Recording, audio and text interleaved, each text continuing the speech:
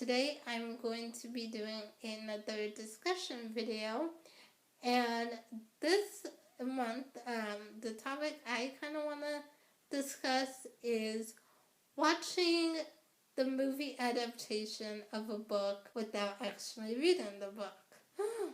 I know, sacrilege. But I say this because, that's kind of our reactions, right?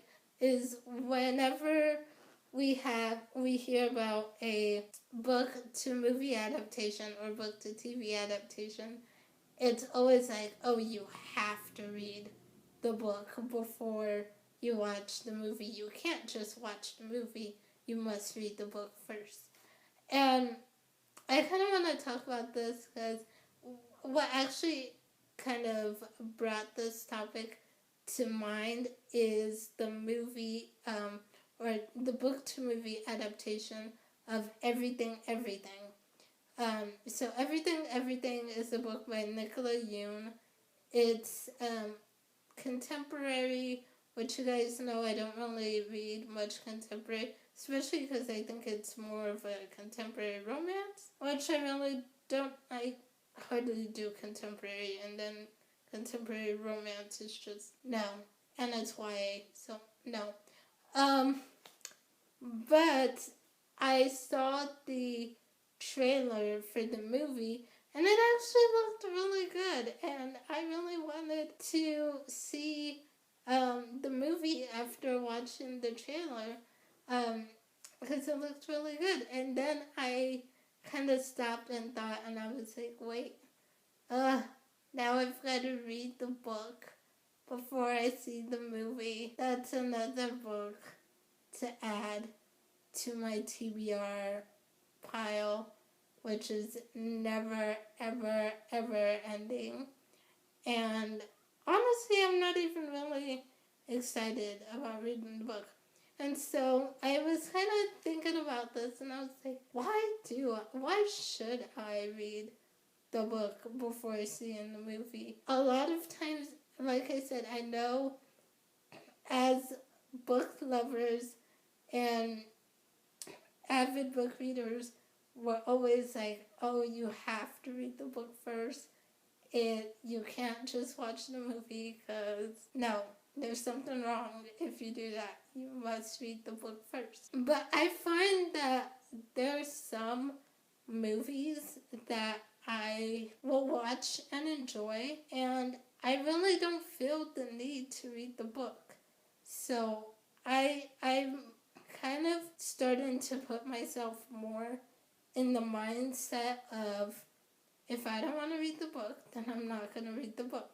And if I want to see the movie, I will see the movie, even if I haven't read the book. And I say that because, for me, I know myself pretty well to know what books, for the most part, I know what books I'll really enjoy and what books I'm just like, no, can't do it.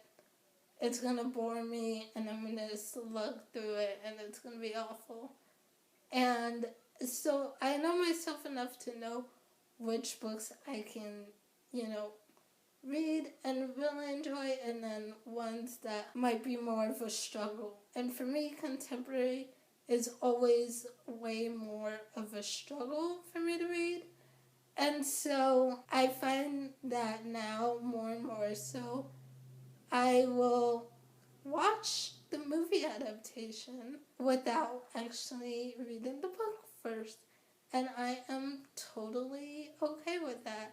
So, for one, Everything, Nicola Yoon, the movie, the trailer piqued my interest. So I do want to see the movie. I have no intentions of picking up the book or ever reading it, because I just feel like that's going to be one that I'm going to struggle with and try to push myself to read. And I'm going to be like, I need to read this so I can watch the movie. But really, I don't. So that's kind of what I want to talk about, is not feeling guilty about watching a movie adaptation or a TV show adaptation for a book that you didn't read the book. And I've done this for a couple books already. I've seen Me Before You, and I have not read the book. Honestly, have no interest in picking up the book and reading it. The movie was an okay enough movie, but definitely didn't make me want to read the book. Then most of Nicholas Sparks' movies, actually like a lot of his movies somewhat. I have a love-hate relationship with some of his books and movies because he just knows how to rip out your heart, man. So I do have a love-hate relationship with him because some of his movies I'm like, awesome, love it. And then some of them I'm just like, you know how to rip out my heart and torture me. And so with Nicholas Sparks, I've only read one Nicholas Sparks book, Safe Haven, and it was okay, but I do not see myself pushing through and reading all his other books. I've already seen most of his book-to-movie adaptation. I've seen the movies. I have no interest in reading any of the books.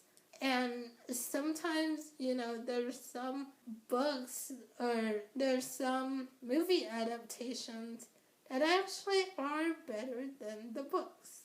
Doesn't happen too frequently, but there are some movie adaptations or TV show adaptations that are better than the books. So, for example, Breaking Dawn Part 2, so much better than the book. I was like, the book was just so anticlimactic, I wanted to chuck it across the room. But I did really enjoy the movie, and yeah, I liked it better than the book. Same goes for Vampire Diaries. Now, I only read the first 2 books in the Vampire Diaries series, and I don't even know how many books are in the series. I think there's a lot of them, I think. And I only read the first 2, but I just did not like it at all. The characters were so different than from the show.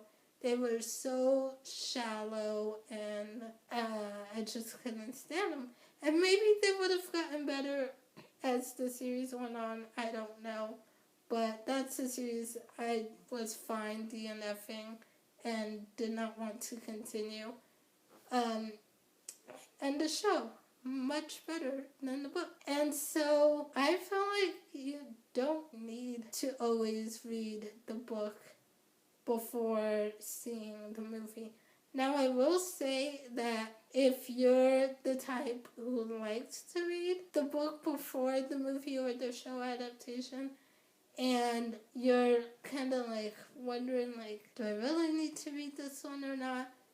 And you feel like, and it's an adaptation that actually sticks closely to the book, well then, okay, maybe you'll want to read the book first so that, you don't get spoiled on things. Interesting enough, there are some movie adaptations that actually made me want to pick up the book.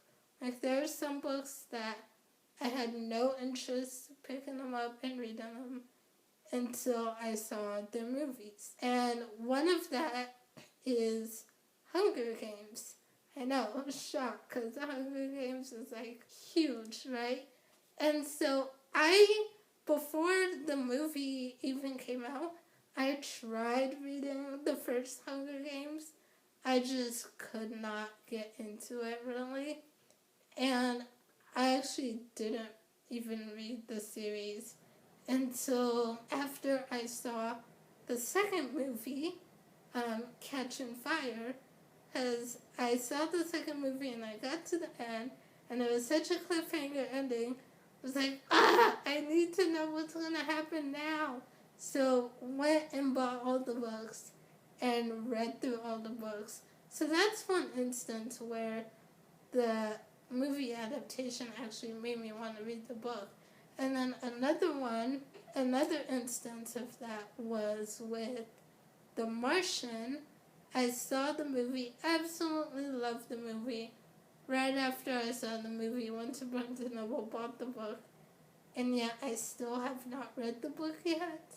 I do need to read the book because I love the movie. So I need to read the book. It just hasn't happened yet. But, in some cases, the movie adaptations or the show adaptations will make me want to pick up the book and read it. And I'm not going to say that I won't ever pick up everything, because maybe after watching the movie, I might just be interested in picking up the book and seeing what it's like.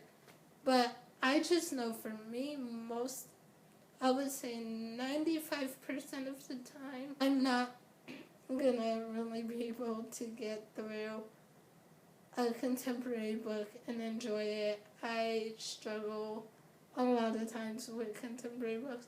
There are very few contemporary books that I actually enjoy. I can probably count them on one hand.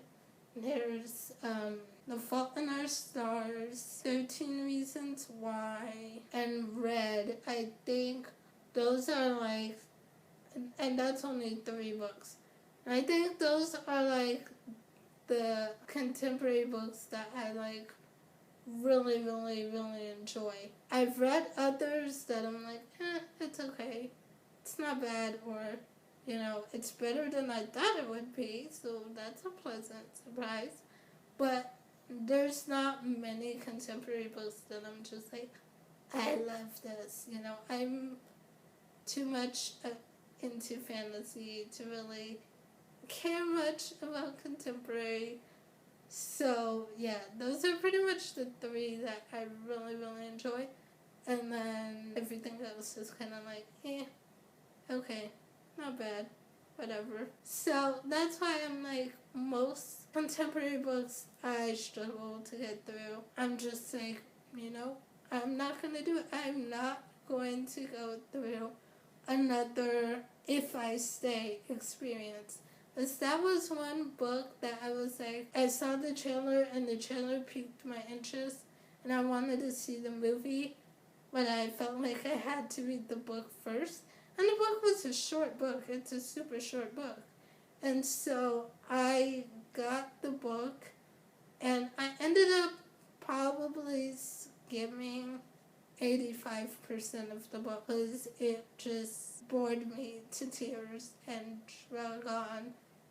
And yeah, and the movie was, okay. I enjoyed it when I saw it, but not one that I'd really watch again. So I'm not going to feel guilty about watching the movie adaptation without reading the book. And I don't think anyone else should either.